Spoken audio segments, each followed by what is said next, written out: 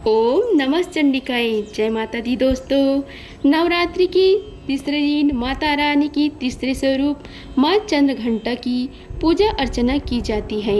आज हम आप सभी को श्री दुर्गा सप्तशती में कथा अध्याय चतुर्थ का रसपान कराएंगे, जिसमें वर्णन है इंद्र आदि देवताओं द्वारा देवी की स्तुति। आइए रसपान कीजिए कथा का। ऋषि कहते हैं कि अत्यंत पराक्रमी दुरात्मा महिषासुर तथा उसकी दैत्य सेना के देवी के हाथों मारे जाने पर इंद्र आदि देवता प्रणाम के लिए गर्दन तथा कंधे झुकाकर उन भगवती दुर्गा का उत्तम वचनों द्वारा स्तवन करने लगी। उस समय उनके सुंदर अंगों में अत्यंत हर्ष के कारण रोमांच हो आया था।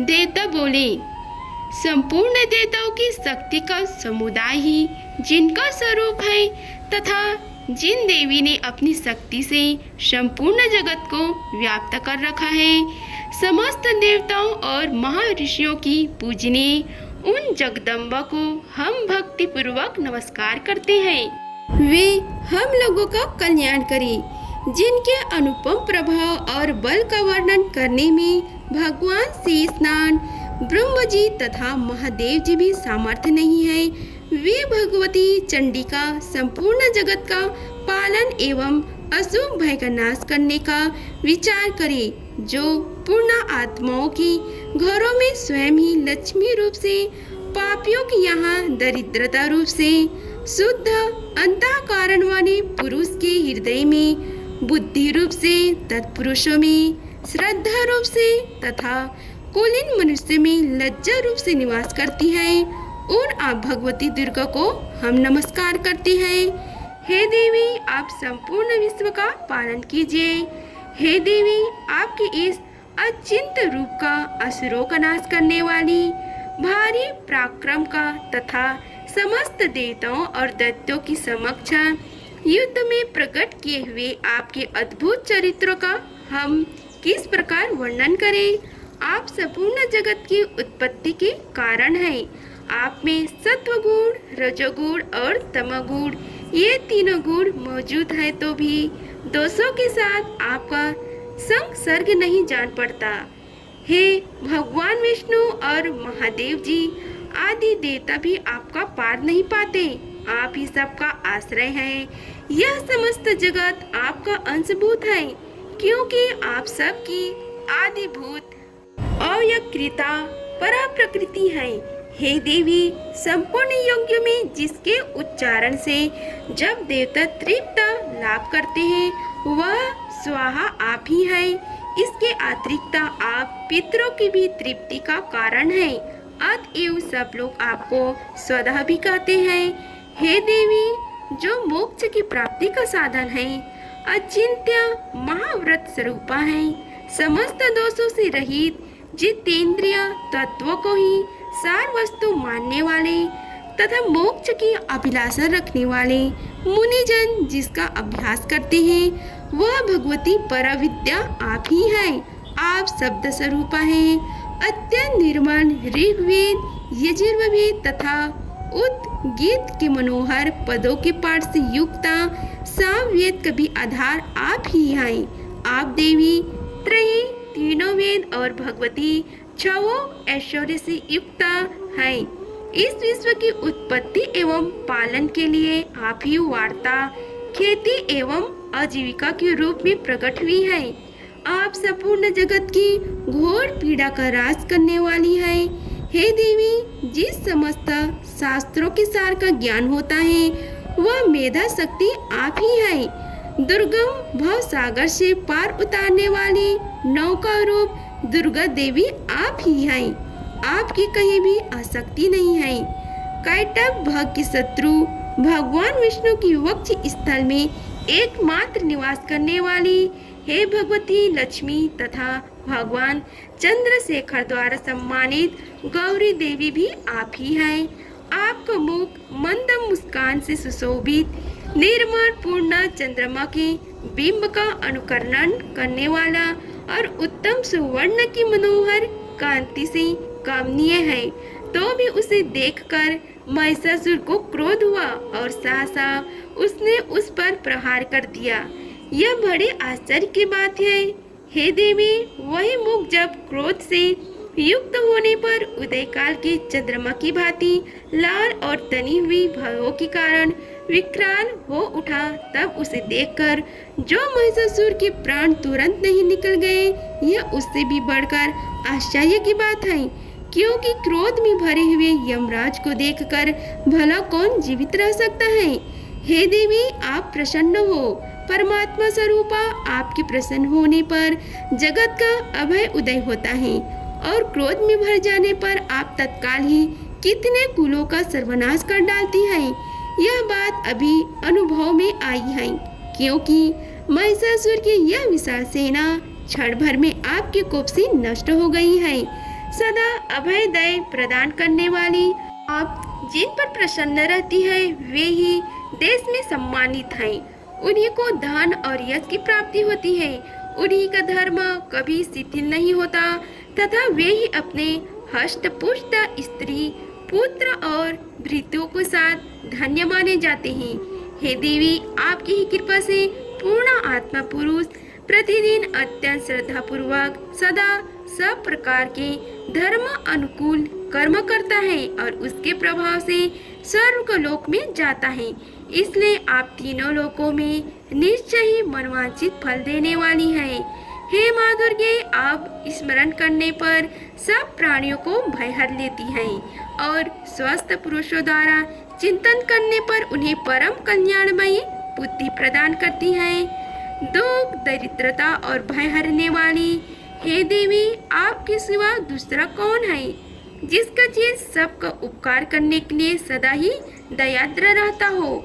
हे देवी, इन राक्षसों के मारे जाने से संसार को सुख मिले तथा यह राक्षस चिरकाल तक नरक में रहने के लिए भले ही पाप करते रहे हो, इस समय संग्राम में मृत्यु को प्राप्त होकर स्वर्ग लोक में जाए। निश्चय ही यही सोचकर आप शत्रुओं का वध करती हैं। आप शत्रुओं पर शास्त्रों का प्रहार क्यों करती हैं? समस्त असुरों को दृष्टिपात मात्र से ही भस्म क्यों नहीं कर देती? इसमें एक रहस्य है। ये शत्रु भी हमारे शास्त्रों से पवित्र होकर उत्तम लोकों में जाए, इस प्रकार उनके प्रति भी आपका विचार अत्यंत उत्तम रहता है। खड़ग के तेज पुंज की भयंकर दीप्ति से तथा आपके त्रिशूल के अग्रभाग की घनीभूत प्रभाव से चौधिया कर जो असुरों की आंखें फूट नहीं गई, उसमें कारण यही था कि वे मनोहर रश्मियों से युक्त चंद्रमा के समान आनंद प्रदान करने वाली आपकी इस सुंदर मुख का दर्शन करते थे। हे देवी, आपका सीन दुराचारियों के बुरे प्रताप को भी दूर करने वाला है।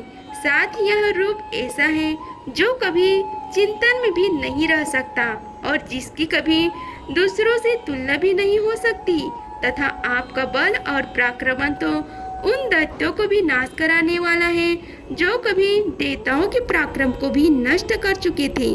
इस प्रकार अपने शत्रुओं पर भी अपने दया ही प्रकट की है। हे वरदायिनी देवी, आपकी इस पराक्रमी किसके साथ तुलना हो सकती है? तथा शत्रु को भय देने वाली एवं अत्यंत मनोहर ऐसा रूप भी आपकी सिवा और कहाँ है? हृदय में कृपा और युद्ध में निष्ठुरता, ये दोनों ही बातें तीनों लोगों के भीतर केवल आप में ही देखी गई हैं। हे माता, आपने शत्रुओं का नाश करके इस समस्त त्रिलोक की रक्षा की है।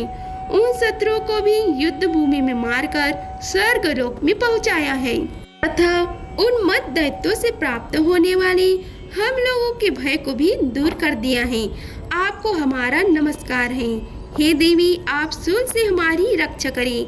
हे अंबिके, आप खड़ग से भी हमारी रक्षा करिए तथा घंट की ध्वनि और धनुष के टंकार से भी हम लोगों की रक्षा करें। हे चंडिके, पूर्व, पश्चिम और दक्षिण दिशा में आप हमारी रक्षा करें तथा हे ईश्वरी, आपने त्रिशूल को घुमाकर आप उत्तर दिशा में भी हमारी रक्षा करें। तीनों लोकों में आपके जो परम सुंदर एवं अत्यंत भयंकर रूप विचरते रहते हैं, उनके द्वारा भी आप हमारी तथा इस भूलोक की रक्षा करें। हे अंबिके, आपके कर पल्लवों में शोभा पाने वाली खड्ग, शूल और गदा आदि जो अस्त्र हो, उन सब के द्वारा आप सब ओर से हम लोगों की रक्षा करें। श्री मार्कंडेय ऋषि कहते हैं कि इस प्रकार जब देवताओं ने जगत माता दुर्गा की स्तुति की और नंदन वन के दिव्य पुष्पों एवं गंध चंदन आदि के द्वारा उनका पूजन किया, फिर सब ने मिलकर सब भक्ति पूर्वक दिव्य धूपों की सुगंधित निवेदन की। तब देवी ने प्रसन्न वंदना होकर प्रणाम करते हुए सब देवताओं से कहा। देवी बोले, हे देवताओं, तुम सब लोग मुझसे जिस वस्तु की अभिलाषा रखते हो उसे मांगो। देवता बोले, हे भगवती, हमारी सब इच्छा पूर्ण कर दी, अब कुछ भी बाकी नहीं है, क्योंकि हमारे यहाँ शत्रु महिषासुर मारा गया। हे महेश्वरी, इतने पर भी यदि आप हमें और वर देना चाहती हैं तो हम जब जब आपका स्मरण करें तब तब आप दर्शन देकर हम लोगों के महान संकट दूर कर दिया करें, तथा प्रसन्न मुखी हे अंबिके, जो मनुष्य इन स्तोत्रों द्वारा आपकी स्तुति करे उसे वीर, समृद्धि और वैभव देने के साथ ही उसकी धन और स्त्री आदि संपत्ति को भी बढ़ाने के लिए आप सदा हम पर प्रसन्न रहे। श्री मार्कंडेय ऋषि जी कहते हैं कि हे राजन, देवताओं ने जब अपने तथा जगत के कल्याण के लिए भद्रकाली देवी को इस प्रकार प्रसन्न किया, तब ये तथा अस्तु कहकर वही अंतर ध्यान हो गई।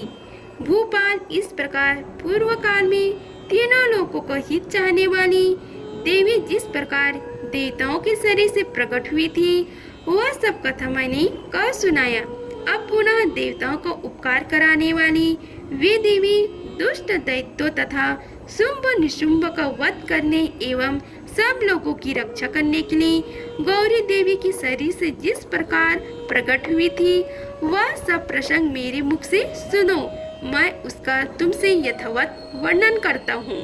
इस प्रकार श्री मार्कंडेय पुराण में सौवर्णिक मानवंतर की कथा के अंतर्गत देवी महात्मा में शुक्र आदि स्तुति नामक चौथा अध्याय पूरा हुआ। अगर आप सभी को हमारी वीडियो अच्छी लगी होगी तो वीडियो को लाइक कीजिए, चैनल को सब्सक्राइब कीजिए और कमेंट बॉक्स में ओम नमो चंडिकाय लिखिए। धन्यवाद, मिलते हैं अगले वीडियो में, तब तक के लिए जय माता दी।